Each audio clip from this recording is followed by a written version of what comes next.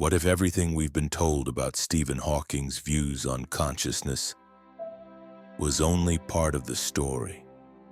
What if the man who once declared that heaven is a fairy tale was secretly obsessed with what happens after we die?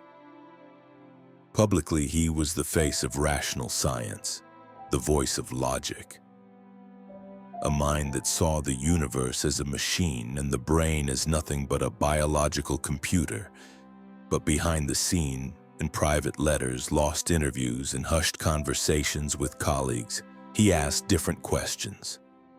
Dangerous questions. Questions that don't fit inside equations. Could the mind exist without the brain?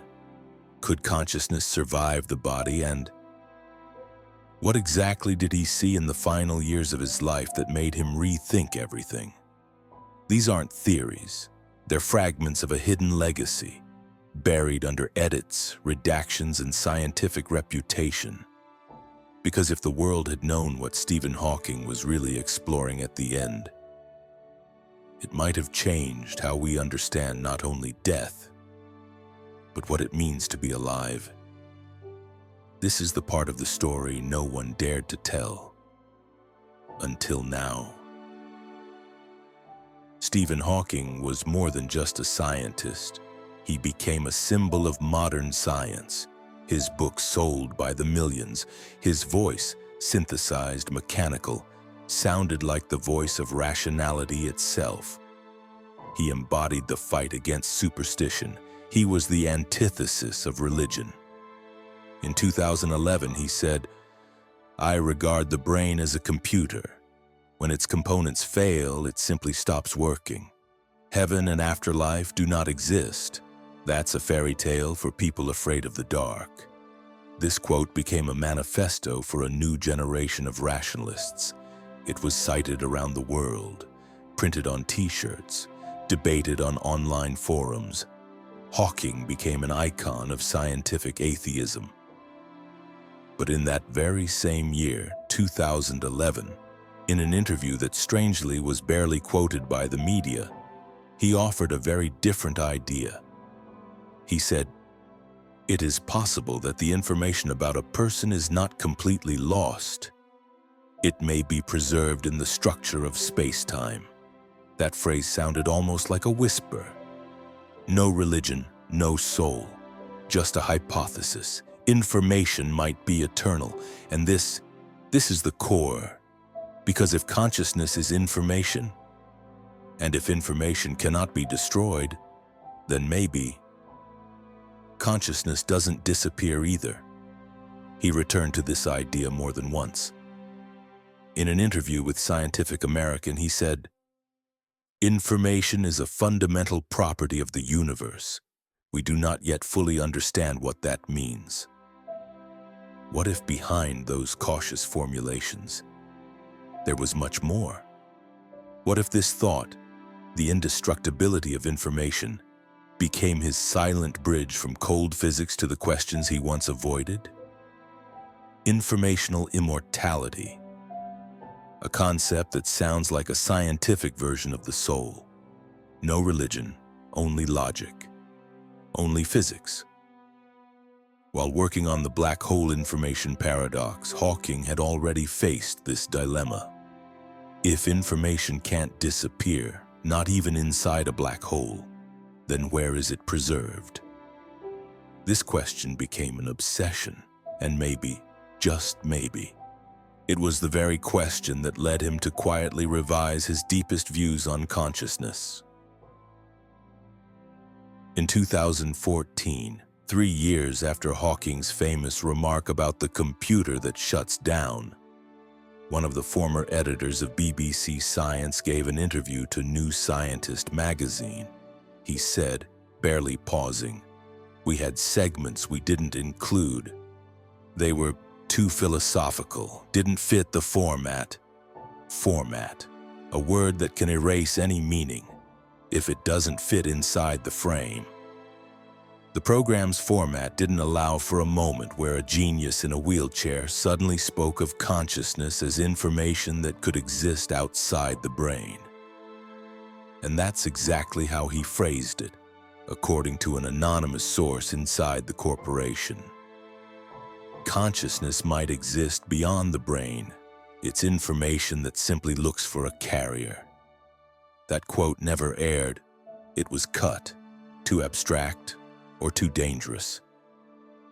After Stephen Hawking's death in 2018, some of his students and colleagues began to speak a bit more openly about his interest in the edges of science, in what he himself once called the informational shadow of the universe. One of them was Professor Malcolm Perry. Together with Hawking, he worked on what became known as the black hole paradox, the question that haunted physicists. If information falls into a black hole, does it vanish forever? Their joint publications led to a startling conclusion. Information does not disappear. It is preserved at the boundary, as a kind of holographic projection. And if the black hole is the edge of the universe, could we imagine the human brain as a black hole for consciousness? And if information cannot be destroyed, could consciousness survive as well? It wasn't proof, but it was a crack, a fracture in the solid wall of materialism, a scientific hint that the soul might not be a metaphor, but a form of information, maybe even a code. Let's go back to the 1990s. At that time, Hawking was still a committed materialist, but beside him stood Roger Penrose, a scientist unafraid to peer into the quantum abyss. Penrose proposed a theory. Inside the neurons of the brain exist microtubules, tiny structures capable of holding quantum states.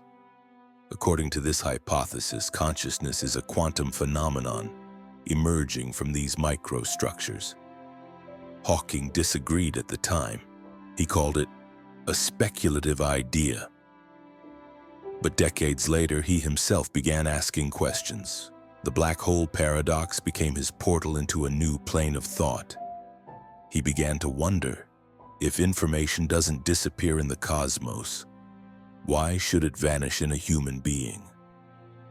According to the archives of Trinity College, Cambridge, one of his unpublished drafts contains this line: "If consciousness is quantum information, it may be non-localized. This opens a possibility for explaining what we currently call metaphysics." The phrase read like a provocation, like a scientist trying to take a step beyond the permissible. That very draft, according to colleagues, was discussed behind closed doors at a Royal Society session. It was never formally published, but it leaked and became the catalyst for a wave of new research.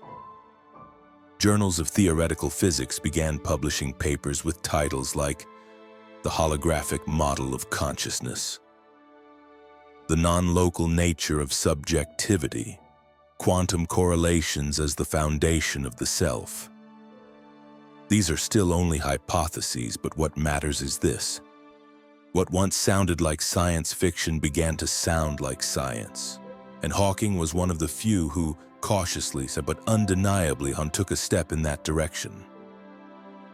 In March 2018, Stephen Hawking died peacefully in his sleep at his home in Cambridge. But just a few months before that, he recorded what would become his final lecture. It was published in the book Brief Answers to the Big Questions. Most read it as a scientific will, but those who knew Hawking more intimately claimed between the lines he left behind another chapter, one he didn't dare publish openly. He still denied the existence of God. He still believed the laws of physics explain the universe.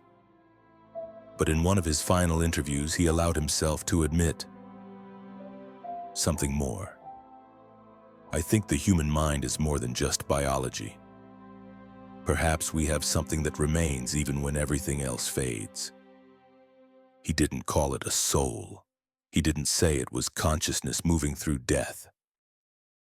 But his tone had changed, from certainty to possibility, from rational skepticism to quiet contemplation.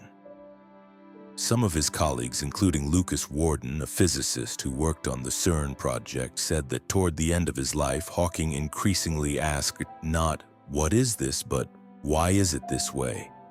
And once, when someone asked him what he would say to those who had lost a loved one, he answered simply, "We don't disappear. We just return to where we came from," a phrase that could never be part of an academic lecture, but one that could be read in his eyes as he wrote it. Today, few speak of Stephen Hawking as a mystic, but perhaps that's where his true power lies. He never became a mystic, but he approached the boundary where mysticism becomes science and faith becomes a hypothesis worth testing. He didn't prove the existence of the soul, but he proved that information doesn't vanish. He didn't describe what awaits us after death, but he showed that what we thought was the end might simply be a transitional state of energy. Hawking believed in the power of the human mind, but in the end, he began to believe in the power of human presence, not as a product of the brain, but as a phenomenon worthy of study. Just like gravity.